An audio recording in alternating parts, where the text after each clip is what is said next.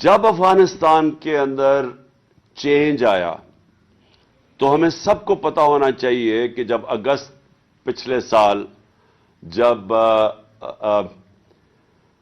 افغانستان میں یعنی 2021 میں جب طالبان جب امریکہ نے چھوڑ کے گیا افغانستان تو وہ ایک سنہری موقع تھا پاکستان کے لیے. کیوں تھا؟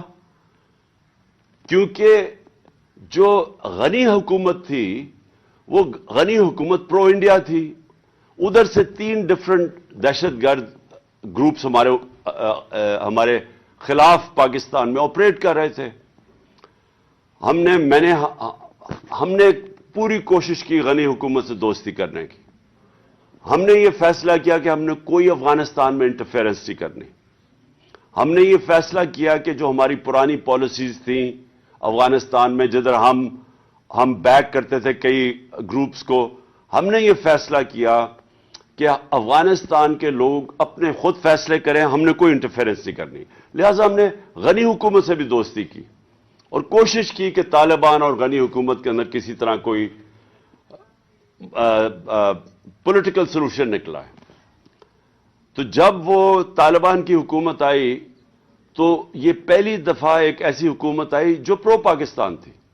ہمارے ان سے تعلقات تھے کیونکہ ہم نے ان کی امریکن سے بھی اور غنی حکومت سے بھی پاکستان نے فیسیلیٹیٹ کی تھی ٹاکس.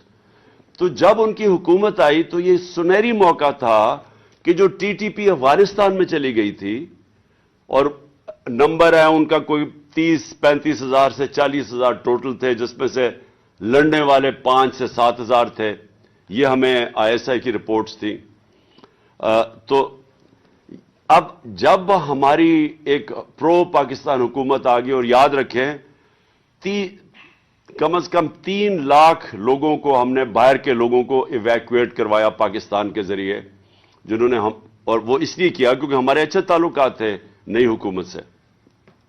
تو اب یہ جو سیناریو ہے میں اس کے اوپر آ رہا ہوں کہ یہ بیک گراؤنڈ آپ کو سمجھ آنی چاہیے کہ جب ایک پرو پاکستان حکومت آ گئی اور انہوں نے پھر ٹی ٹی پی کو کہا کہ آپ پاکستان اب واپس جائیں، تو یہ ٹائم تھا ہمارا اس کا ایک پرامن اس کا سیٹلمنٹ کرتے، کیونکہ افغانستان کی اندر ایک پرو پاکستان حکومت آنے وہ بہت ضرورت تھی اگر ہم نے ان کے ساتھ سیٹلمنٹ کرنی تھی، کیونکہ وہ پریشر ڈال سکتے تھے ان کے اوپر اور انہوں نے پریشر ڈالا.